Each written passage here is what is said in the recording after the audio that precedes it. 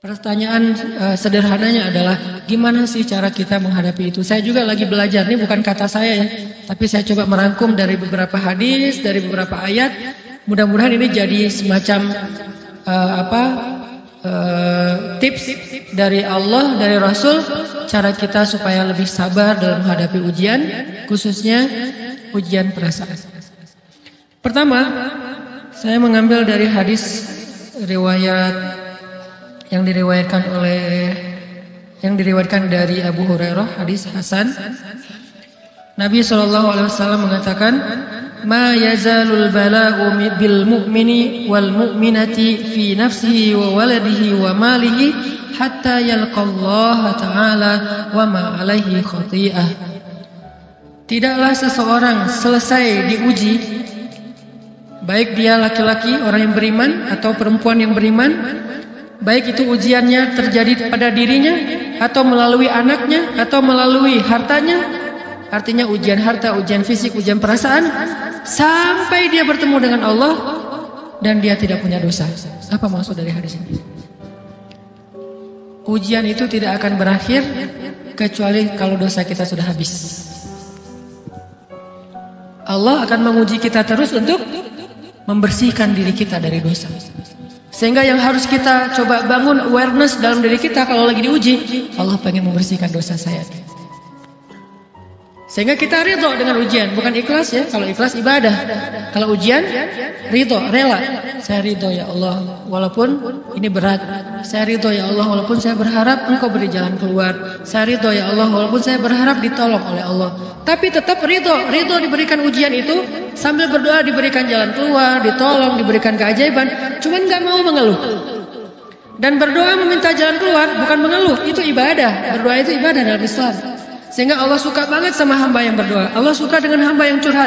Nabi itu kalau lagi curhat, doanya aja bisa berjam-jam cuma doa doang tuh. Kayak hadis Aisyah pas lagi cemburu malam-malam kan, Aisyah lagi tidur. Ini jatah malamnya Aisyah. Tiba-tiba dia nyari-nyari raba-raba, Nabi nggak ada. Dicari di kamar mandi nggak ada. Biasanya Nabi sholat di sebelah Aisyah. Wah, curiga nih, jangan-jangan ke rumah si fulan. Dicari ke rumahnya, ditelepon nggak aktif, mungkin lagi dicas, datang ke rumahnya. Ketuk pintu. Hafsah, Nabi di rumah kamu enggak? Enggak, Aisyah, beneran. Cari ke rumah Sofia. Sofia, Nabi di sini enggak? Enggak, beneran. Cari ke rumah Maria. Maria di sini enggak Nabi? Enggak. Kemana ya Nabi? Rumah istri-istri yang lain enggak ada. Pas balik ke rumahnya, ngelewat masjid, ngelihat Nabi lagi sujud di Masjid Nabawi, di mihrab. Dan Aisyah mendengar Nabi menangis sambil berdoa. Dan sujudnya itu seperti membaca 1 juz Al-Quran. Dan itu isinya doa nangis. Robbi. Jadi kalau kita katakan gak usah banyak berdoa sama Allah, malu. Justru Allah suka kepada hamba yang berdoa. Justru sebaliknya, kalau kita jarang berdoa atau enggan berdoa, buat Allah itu orang sombong. Allah gak suka hamba kayak gitu. Kamu gak butuh saya. Sama kayak kita lagi ada masalah, punya teman yang punya kelebihan harta, terus kita kayak bingung gitu nyari kesana kemari pinjaman, dia gak dikasih tahu. Pas dia tahu dari orang lain, dia ngomong apa? Kamu gak nganggap saya ya? Emangnya saya bukan teman kamu? Kok kamu punya masalah keuangan tapi saya gak dikasih tahu, malah saya tahunya dari orang lain? Tersinggung kan? Kalau teman kita aja tersinggung, apalagi Allah. Kamu punya masalah kok gak ngomong ke saya, wahai hambaku? Bukan berarti Allah gak tahu. Allah tahu, cuman Allah berhak, bukan ingin ya, berhak untuk dilibatkan. Allah berhak untuk dicurhatin. Allah berhak untuk dijadikan tempat kita untuk habis-habisan menangis dan melampiaskan masalah kita kepada Allah dalam bentuk curhat-curhat dan doa. Sehingga kalau kita berdoa, ya Rabbi, Allah langsung inni qarib, mendekat Allah kepada kita. Jadi teman-teman yang dirahmati Allah, kalau kita punya masalah, kita coba bangun awareness, oh Allah pengen membersihkan dosa-dosa saya nih. Terus kita berdoa, ya Allah bantu saya, ya Allah tolonglah saya, istighfar. Saya kadang-kadang ngerasa nih, kalau ada dosa, ada kesalahan, ada kekeliruan yang saya lakukan misalnya gitu, kalau saya nggak kuat istighfarnya, bentar lagi akan diuji sama Allah. Ujinya macam-macam, alhamdulillahnya ujiannya masih ketahan. Pasti diuji sama Allah. Kalau istighfarnya nggak kuat, taubatnya tuh nggak kuat, langsung diuji sama Allah. Dan saya langsung sadar, oh benar, berarti yang tadi ini lagi dihapus sama Allah. Perkencang lagi, perkuat lagi istighfar. Kenapa? Karena kalau istighfar kita kuat, berarti kan dosa kita dihapus dengan istighfar ya. Otomatis ujian kita durasinya berkurang. Makin kuat istighfar, makin berkurang. Kalau istighfarnya udah mantap, udah selesai, Allah cabut tuh ujian kita. Diganti dengan kebaikan.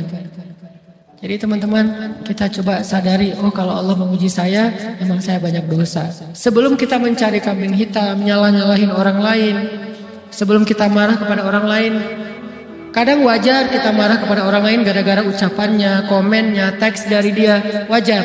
Tapi sebelum itu, marah dulu kepada diri kita atas dosa dan kesalahan kita yang baru saja kita lakukan, atau yang dulu kita lakuin dan belum benar-benar kita tinggalkan. Kalau kita ngerasa banyak dosa di masa lalu sebelum kita taubat, hijrah, berarti mungkin itulah alasan kenapa sekarang kita diuji setelah hijrah.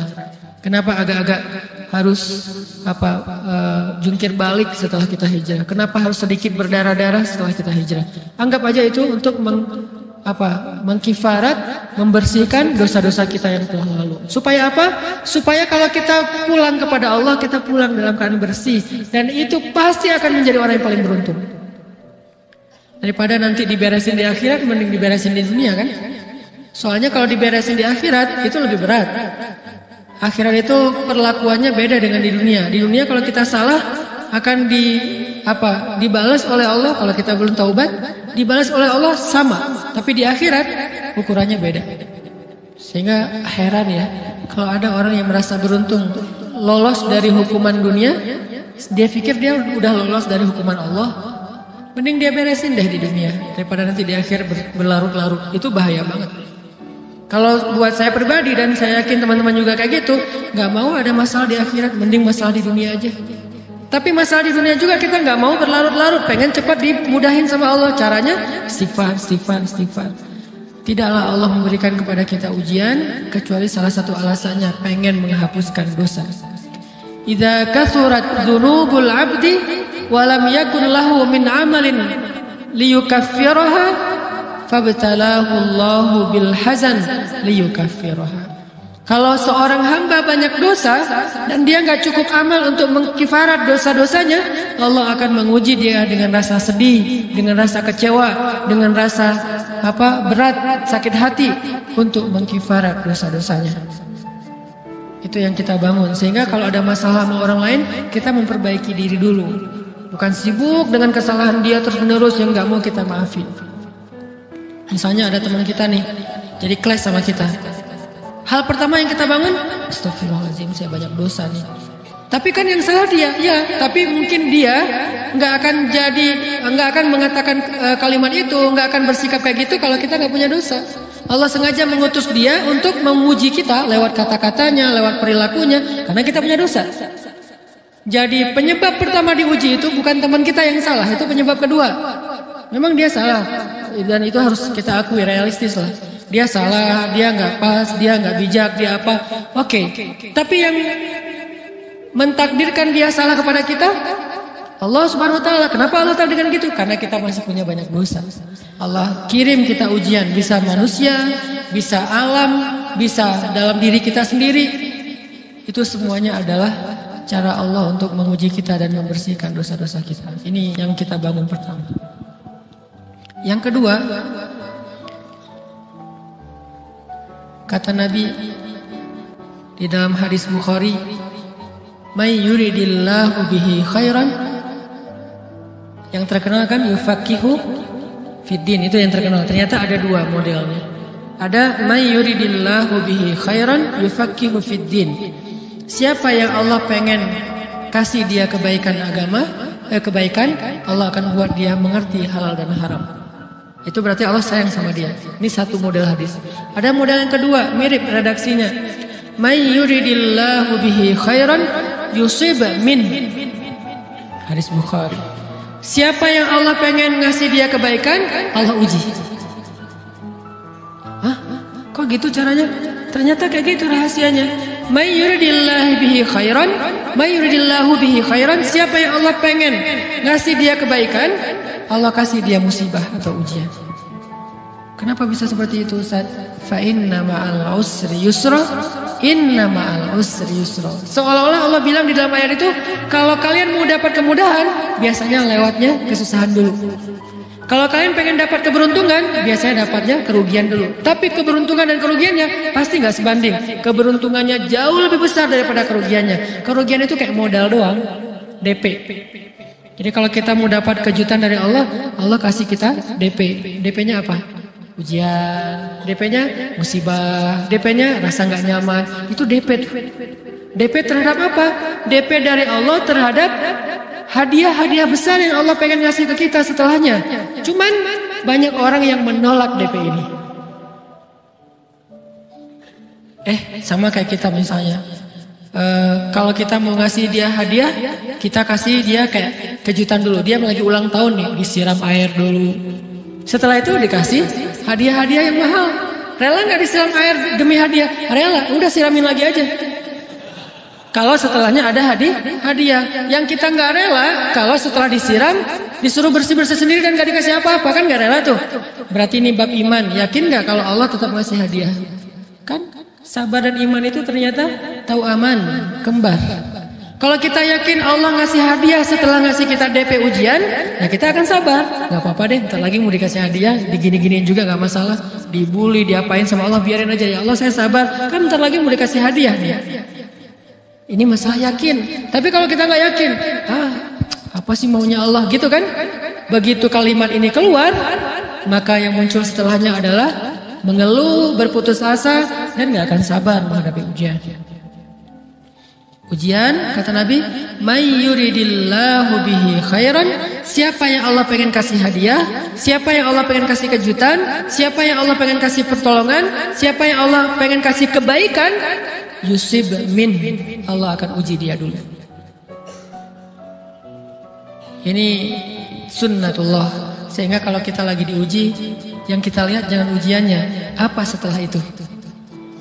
Gimana ngelihatnya Ustaz? Nggak kelihatan? Dengan mata hati. Istafti qalbak, tanya kepada hatimu, kelihatan nggak? Dengan mata hati. Gimana ngelihat dengan mata hati? Dengan iman. Saya percaya Allah pasti ngasih kebaikan setelah ini. Orang Allah sendiri yang ngomong, nggak ada satu huruf pun di Al-Quran yang salah, apalagi satu ayat, apalagi dua ayat. Fa inna ma'al usri yusra, ditegesin lagi. Inna ma'al usri yusra. Tapi usr dulu, baru yusr. Dikasih kesusahan sedikit, dikasih kemudahan yang banyak. Dikasih kesusahan sedikit, dikasih kemudahan yang banyak. Ini yang kita coba bangun tajdidul iman, bangun memperbarui yakin. Sehingga ketika kita diuji, sedih, wajar. Mengaduh sedikit, bukan mengeluh ya. Kalau mengeluh kan nyalahin Allah. Kalau ngaduh, yang namanya orang dicubit kan, itu ngaduh. Tapi kalau apa sih maunya Allah? Nah itu ngeluh. Antara mengadu dengan mengeluh berbeda. Mengadu itu manusiawi, sedih itu manusiawi, air mata bahkan bukan hanya manusiawi, itu rahmat dari Allah. Orang yang nggak bisa menangis itu yang bahaya. Kalau kita masih bisa menangis, berarti kita masih peka hatinya. Bukankah anak kecil paling sering menangis? Berarti hatinya peka. Siapa lagi setelah ini anak kecil yang paling sering menangis? Cewek. Cowok itu emang nggak punya perasaan, makanya jarang nangis. Cewek dikit-dikit nangis, jangan bilang cemen banget sih nangis, apa cengeng apa, enggak, karena dia perasaannya lebih peka dari kita. Itulah kenapa Allah menitipkan bayi kepada perempuan. Kalau dititipin ke laki-laki hancur. Di balik kepekaan perempuan, di balik sensitifnya perempuan, di balik perasaannya yang luar biasa, di situ Allah Subhanahu wa taala menitipkan amanah, dia yang paling baik dalam merawat bayinya. Perempuan secara umum mungkin lebih banyak bicara daripada laki-laki ya. Walaupun ada orang yang perempuan pendiam banget, ada yang nggak ngomong sama sekali, misalnya diem-diem aja, ada. Tapi secara umum perempuan lebih banyak berucap daripada laki-laki. Emangnya ini kekurangan? Bukan. Ini kelebihan. Kalau dia berikan itu dalam hal yang tepat. Apa yang tepat? Mendidik anak. Justru karena perempuan banyak ngomong, lebih baik dalam mendidik anak daripada laki-laki. Laki-laki itu kurang mendidik, kurang mengedukasi kepada anak dengan usia tertentu karena dia jarang memahamkan. Salah hanya marah, salah hanya ditegur. Kalau ibunya jelasin gini sebelum tidur, ibunya yang ceritain banyak cerita. Saya sendiri ngalamin. Sering mana seorang ayah sama ibu interaksi sama anak dalam bentuk verbal. Sering ibu. Jadi menangis itu rahmat dari Allah. Nggak apa-apa, nangis saja. Dan itu tidak disebut mengeluh. Kamu kok nangisnya, kan orang Islam harus sabar. Emangnya nangis dengan sabar itu bertolak belakang? Sabar tetap sabar, ya nangis jalan aja terus nangis. Nangis apa pakai nangisnya nggak cuma nangis doang, emotikonnya juga nangis, berderai-derai gitu. Sampai air matanya menggenang gitu kan ya. Boleh lah. Ditambah lagi dengan visual menangisnya. Posting bahwa dia lagi tertusuk duri.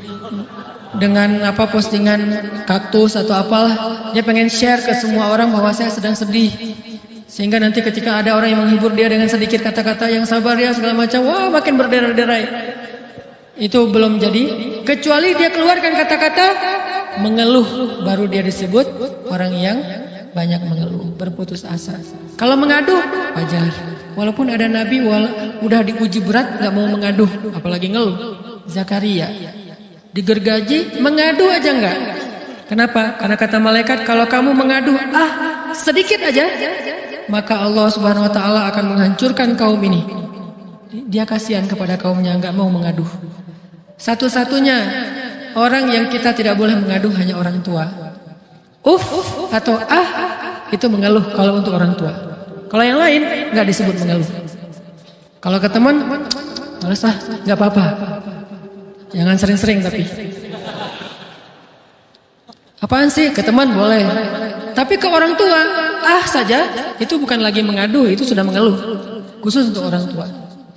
Kalau diantara manusia. Kalau kepada Allah dan Rasul, pastinya lebih dari itu.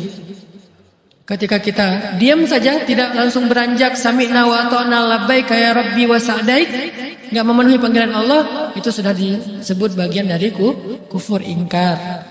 Tapi minimal kita mungkin masih mengaduh, kita masih menangis, kita masih lelah, kita masih merasa lemah. Setidaknya kita tidak mengeluh. Kenapa? Kita percaya Allah kalau mau ngasih hadiah kepada hambanya, DP-nya itu ujian. Dan yakinlah hadiahnya minimal 10 kali lipat lebih baik daripada ujian itu. Minimal, karena nggak ada amal soleh yang dibalas di bawah 10 kali lipat tuh nggak ada. Amal soleh, amal ya bukan niat. Amal yang udah kita kerjakan minimal dibalas 10 kali lipat, minimal. Maksimalnya bighairi hisab, tanpa batas. Bighairi hisab, tanpa batas. Ada yang 700 kali lipat kayak sedekah, tapi tetap aja ayat sedekah di akhirnya ujung-ujungnya apa? Bighairi hisab juga kan? Berarti sedekah itu minimal dibalas 700 kali lipat minimal. Kalau kita yakin. Selalu syaratnya kalau kita yakin. Dan saya ngebuktiin itu banget. Saya pernah ngalamin lagi jalan-jalan di sebuah kota yang ada becak kayunya, becak sepeda gitu ya. Jalan terus saya bilang, Pak berapa ongkosnya? 20.000. Udah naik aja 20.000. Karena kita keliling-keliling kota, ternyata saya jadi kasihan sama dia 20.000. Kasihan kan 20.000 dibayar keliling kota, walaupun pas mampir beberapa tempat mungkin dia dapat tips ya.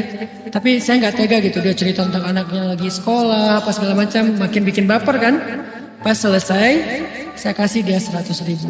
Dari 20.000 dikasih 100.000 karena kasihan. Dan saya yakin nggak mungkin sedekah itu sia-sia. Kan Nabi bersumpah kan, demi zat yang jiwaku di dalam genggamannya, tidak berkurang harta karena sedekah. Demi Allah kata Nabi, nggak berkurang harta karena sedekah. Berkurang harta karena belanja? Ya. Berkurang harta karena pacaran? Banget. Modal banget kan? Apalagi buat cowok. Tapi berkurang harta karena sedekah? Nggak mungkin kata Nabi. Demi Allah nggak berkurang harta karena sedekah. Berkurang harta karena istri? Nggak. Karena memberi kepada istri itu pahalanya lebih gede daripada sedekah. Makanya ngemodalin pacaran setelah nikah itu tumbuh berkah. Modal pacaran sebelum nikah itu hapes. Jadi kalau pengen modal nih, ngemodalin cewek, traktir, ngapa-ngapain, bayarin, jangan sebelum nikah. Sebelum nikah jadi orang pelit aja, nggak apa-apa. Tapi setelah nikah jor-joran ngasih, apalagi yang, bayarin semuanya. Kenapa? Pahalanya lebih gede daripada sedekah. Bahkan lebih gede daripada infak fi sabilillah. Seorang suami memberi nafkah istri, itu pahalanya terkadang lebih besar daripada kita berinfak untuk fi sabilillah, untuk korban perang. Saya heran kalau ada orang sedekahnya rajin tapi ke istrinya kikir, aneh, berarti dia nggak ngerti konsep. Padahal memberi kepada istri itu selama itu kebutuhan pokok ya, dan sedikit entertain, nggak apa-apa asal nggak berlebihan, itu luar biasa. Makanya saya kalau jalan sama istri yang mana? Itu yang Uni suka. Oh ya, Uni suka. Kasih aja. Kenapa? Minta ini. Kasih. Selama ada kan kenapa nggak dikasih kan ya? Nanti Allah ganti. Makin rajin kita ngebayarin istri kita, ngebelanjain istri kita, makin Allah ngasih yang kita nggak pernah duga-duga. Sampai istri kita cemburu sama kita. Kok kamu duitnya banyak banget sih? Kan gara-gara aku sering ngasih ke kamu. Ya udah sini lain lagi. Mau ditransfer berapa gitu kan ya? Saya ngasih 100.000 ke si bapak.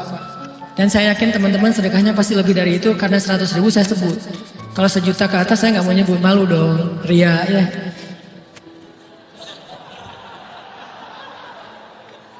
Sebenarnya nggak pernah sih. 100.000 deh, karena kan kecil. Saya kasih 100.000. Ternyata begitu saya kasih 100.000 dia doa. Nah ini nih pentingnya sedekah ke orang yang membutuhkan tapi nggak minta-minta, dia tulus. Dia langsung doa, ya Allah Pak, mudah-mudahan rezekinya lancar, berkah, bertambah dan segala macam, bahagia keluarganya. Doa-doa ini semuanya dikabulkan dalam hitungan hari. Pertama, bertambah bahagia rumah tangganya, dapat kecupan dari istri. Dia nganggap suami saya cowok banget sih, mulai satu nih. 2, demi Allah, selang 15 jam kalau nggak salah, karena waktu itu malam, besok paginya ada orang yang ngejar-ngejar saya pengen ngasih hadiah. Ustadz, saya pengen ketemu Ustadz. Maaf, saya nggak bisa ketemu sekarang, lagi rush, lagi tight schedule, gitu-gitulah, sok-sok gaya nggak jelas gitu ya. Terus Ustadz, saya pengen banget ketemu. Dia nggak ngomong pengen ketemu apa.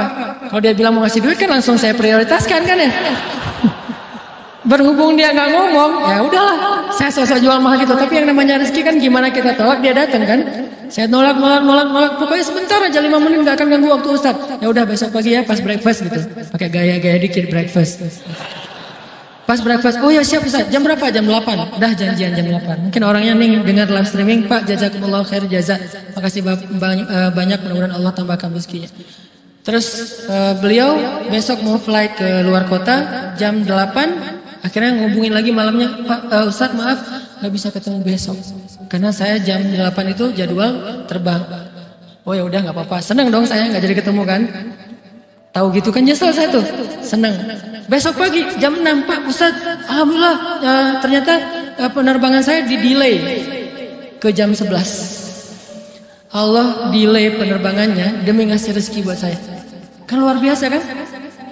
Nah, ini hikmah kepedean saya, kegeeran kepada Allah gitu. Di delay demi saya. Kan kadang-kadang GR ya di depan Allah ya. Rabbi akraman kan gitu ayatnya. Allah memuliakan saya dengan istighfar tetap. Akhirnya saya bisa ketemu Ustaz. Saya nggak baca WA-nya, terlambat baca, baru baca jam 8. Dia udah mulai agak putus asa, kayaknya udah nggak mungkin ketemu nih. Jam 8 pas saya baca, ternyata orangnya nggak di delay. Udah saya balas, ya udah sekarang saya tunggu ya jam 9. Maaf, cuma sebentar. Nggak apa-apa Ustaz, 5 menit. Datang dia, ngasih apa? Ngasih duit 200 juta. Demi Allah. Cuman berselang beberapa jam, saya tolak-tolak. Tahu gitu Pak, datang malam ini aja.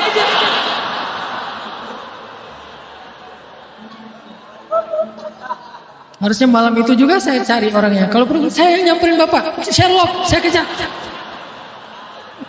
Manusia gitu banget ya.